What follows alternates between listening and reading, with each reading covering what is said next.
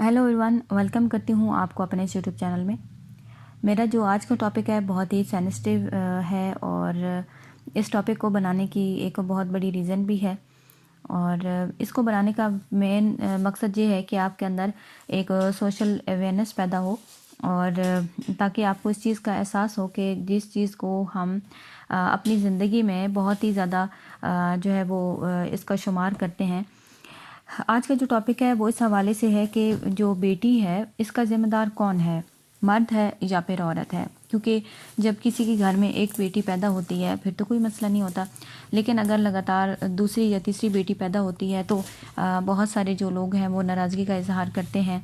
और जो बहू होती है घर की या जिनकी बेटी है उनके ऊपर काफ़ी ज़्यादा टेंशन और परेशानी का जो है उन्हें सामना करना पड़ता है।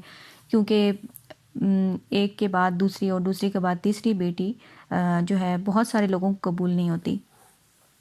और माशरे का अलमिया ये है कि बहुत सारी जो ख़वातीन हैं उनको घर से निकाल दिया जाता है, उनकी डाइवोर्स तक हो जाती है, वो सिर्फ़ इस वजह से कि वो बेटा नहीं दे पाती। और बाज़ केस में ये भी होता है कि मर्द को दूसरी शादी करने पे मजबूर किया जाता है, बसे बसाए घर टूट जाते हैं। आज की मेरी इस वीडियो बनाने का मकसद ये है कि क्योंकि आजकल टेक्नोलॉजी का दौर है, बहुत सारे जो लोग हैं उनमें ये अवेयरनेस है, या जिनको नहीं पता तो ये वीडियो उन लोगों के लिए है कि अगर आपके घर में बेटी पैदा हुई है तो अगर आप किसी की बेटी को घर से निकालें या उसे मारे पीटें या तंग करें तो सबसे पहले आपको ये नॉलेज होना चाहिए कि बेटी का ज़िम्मेदार कौन है।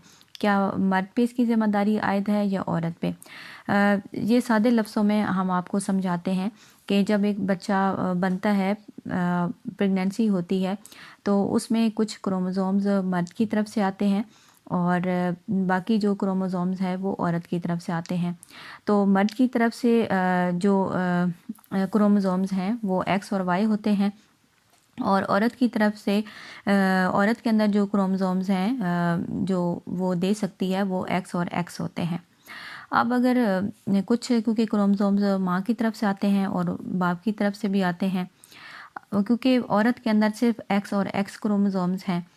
अगर बेटी पैदा होती है तो माँ ने एक्स क्रोमोसोम्स देना है। अगर उधर वालिद से भी एक्स क्रोमोसोम्स आ गए तो बेटी पैदा होगी।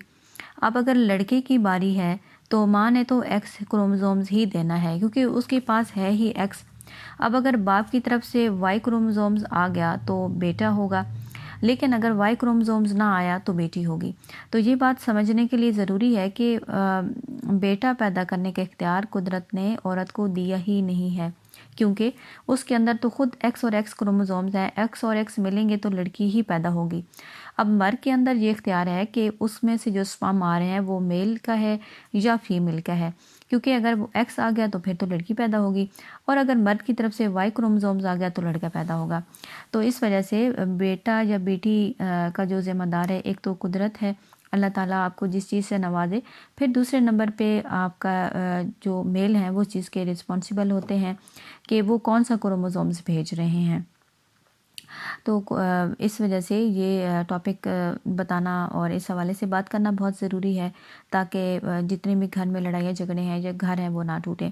हाँ, कुछ चीज़ें ऐसी हैं, खुराक है और भी बहुत सारी टिप्स हैं जिन पे जो मेल और फीमेल है वो अमल कर सकते हैं। कुछ खुराक ख़वातीन इस्तेमाल कर सकती हैं, कुछ खुराक और टिप्स हैं जो मर्द हज़रात इस्तेमाल कर सकते हैं, ताकि अगर उनकी विश है कि उनका बेटा पैदा हो तो उस हवाले से हम कुछ कोशिश कर सकते हैं। लेकिन अगर सिर्फ इस चीज़ को ही ज़िम्मेदार ठहराना कि बेटी जो है वो पैदा करने का जो कसूर है, कसूर ही बोला जाता है, वो सिर्फ औरत है, तो ये बिल्कुल गलत है।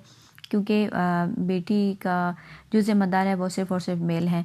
वो भी मर्द हज़रात, उनकी भी बेटियां ज़्यादा होती हैं जिनके स्पर्म कमज़ोर होते हैं, वीक होते हैं, और वो इतना ज़्यादा जल्दी जो है वो हरकत नहीं कर सकते कि वो इस रेस में हिस्सा ले सकें। इस वजह से जो मर्द हज़रात हैं उनको भी चाहिए कि वो अपनी डाइट पे तवज्जो दें, अपनी केयर करें और जो टिप्स हैं ज़रूरी उन पे फॉलो करें।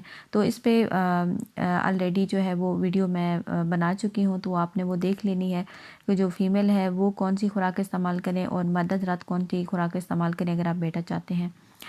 یہ ٹاپک بہت ہی سینسٹیو ہے اور یہ ایک معاشرتی رسپانسبلٹی ہے، آپ کو اس کے بارے میں اویئرنیس ہونی چاہیے، اور آپ اس میسیج کو دوسروں تک بھی پھیلا سکتے ہیں تاکہ مزید لوگوں کے گھر ٹوٹنے سے بچ جائیں۔